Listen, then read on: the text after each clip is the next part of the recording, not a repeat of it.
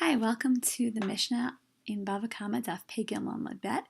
This video is a chance for you to check your understanding of the Mishnah against mine.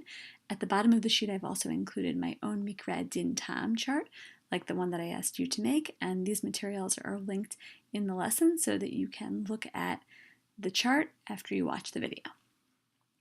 Hachovel b'chavero, someone who injures their fellow person, chayav alav mishum chamisha dvarim, is financially obligated for 5 things. Benezek, in the damage payment.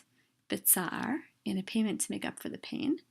Biripui, in a payment for healing.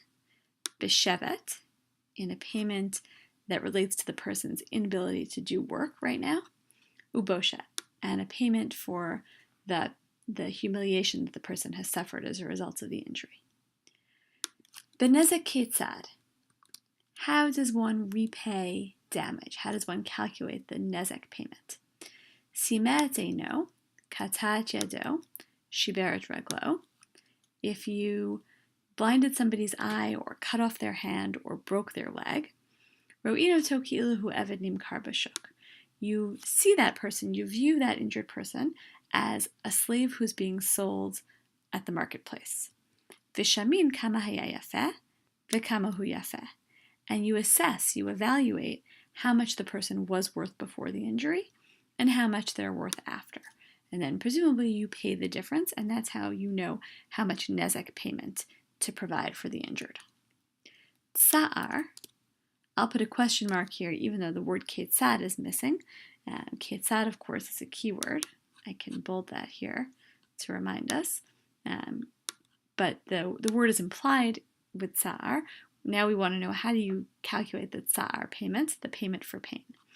Ka'oba shipud, if you burn the person with a spit, a hot metal rod, obimasmer, or with a nail, like of the hammer and nail variety, va'afilo al tziporno, and even if you did this on the person's fingernail, makom she'ino oseh chabura, in a place where it doesn't really make a wound. It hurts, but it doesn't necessarily leave a lasting mark.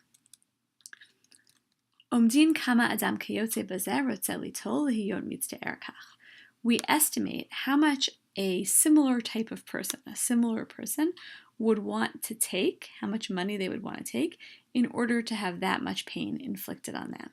And that's how you calculate the tsa'ar payment. Ripui, again, a question mark because the question is, how do we calculate this payment for healing?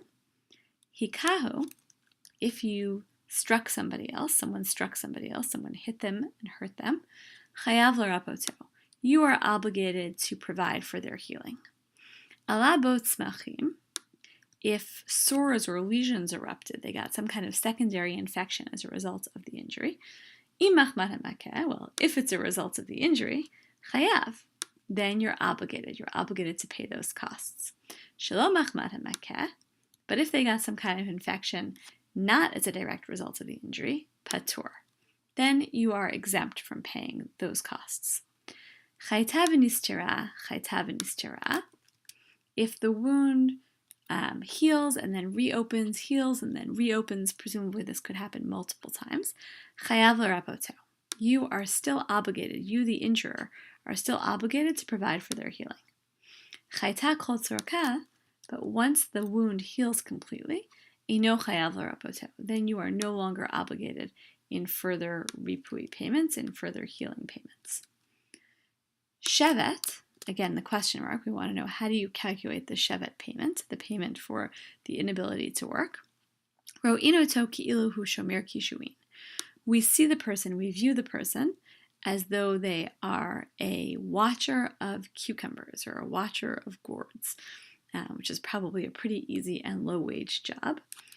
Shekvar natan lo dmei yado dmei raglo, because you already paid the person the worth of their hand or their leg or whatever it is. That was covered in the nezek payment, and so right now you're just paying them some kind of baseline payment, some kind of low-wage payment for all the time that they can't work.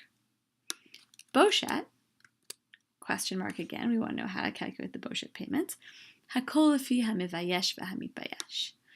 It's all according to the person who does the embarrassing and the person who is embarrassed. This is probably the least informative statement in the Mishnah. The most mysterious, we'll come back to it when we look at the Gemara, but just notice for now that for both Shevet and Boshet, there's not a real mikra listed, there's not a real case listed. It doesn't say what happened, but presumably something that required you to pay Shevet, right? Some kind of injury such that the person couldn't work.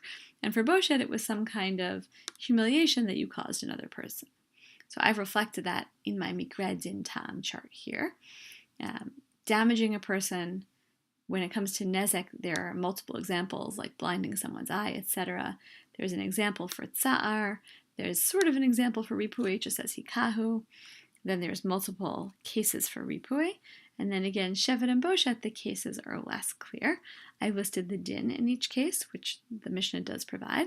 And as you can see, the tam category is pretty empty.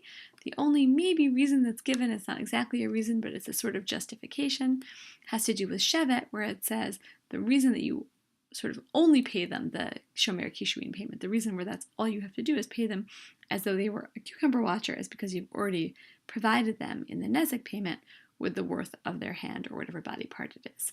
We'll stop here, and again, you'll be able to look at this mikra din tam chart on your own and think about it and compare it to what you created.